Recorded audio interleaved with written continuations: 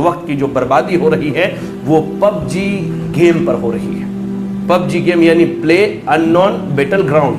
یہ بڑا مشہور گیم ہے جو میں سمجھتا ہوں پوری دنیا میں آج نوجوان نسل کھیل رہی ہے. ہمیں دنیا سے کوئی مطلب نہیں, ہم اپنے نوجوانوں کی اصلاح پہلے چاہتے ہیں, اس کے بعد ہم اہل دنیا کو دعوت دیں گے کہ اس گیم کو آپ چھوڑ دیں. میں نوجوانوں سے گزارش کرتا ہوں کیونکہ اس گیم میں مکمل 4 میپ ہیں. ایک ہے ایرنگل میپ, اچھا دوسرا ہے میرامر میپ, تیسرا ہے شینوک میپ اور چوتھا ہے ویکینڈی میپ. یہ 4 میپ یعنی یہ 4 علاقے بنائے گئے ہیں جہاں ایک پلیئر جو ہے پلین میں سوار ہوتا ہے اور اسے جہاں کھیلنا ہوتا ہے وہ اسی میپ کی جگہ کو سلیکٹ کرتا ہے اور وہیں پر لینڈ کرتا ہے, اپنے آپ کو پیراشوٹ کے ذریعے اتارتا, پھر وہاں سے وہ گیم شروع ہو جاتا ہے. یہودیت کے فتنے بڑے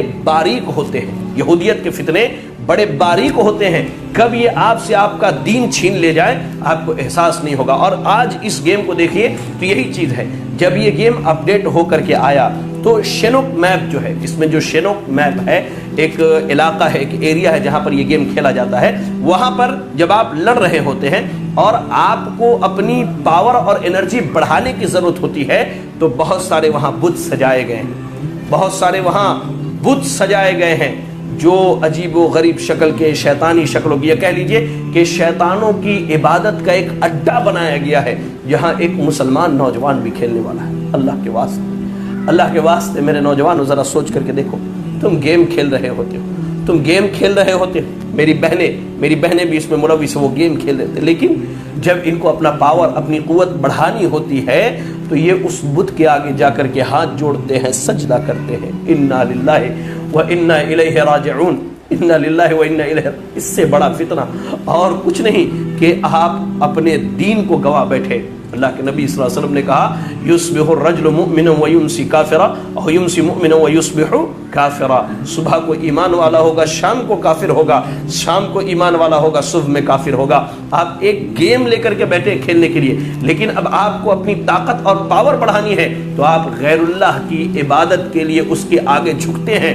کیا یہ کفر نہیں ہے میرے بھائی؟ کیا یہ کفر نہیں ہے؟ میں اپنے بھائیوں سے, اپنے بہنوں سے پوچھنا چاہتا ہوں, یاد رکھیں اللہ رب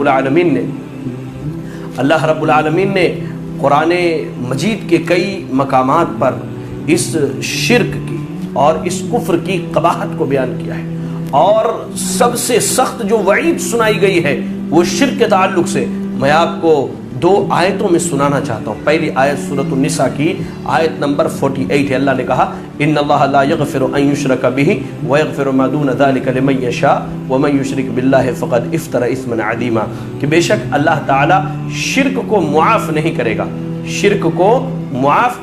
کرے گا.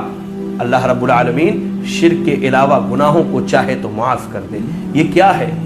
گیم کھیلتے کھیلتے ایک بت کے آگے جھکنا, اس کے آگے سجدہ کرنا اور اپنے ہاتھ کو اس سے جوڑنا اپنی طاقت اور قوت اور پاور کو بڑھانے کے لیے.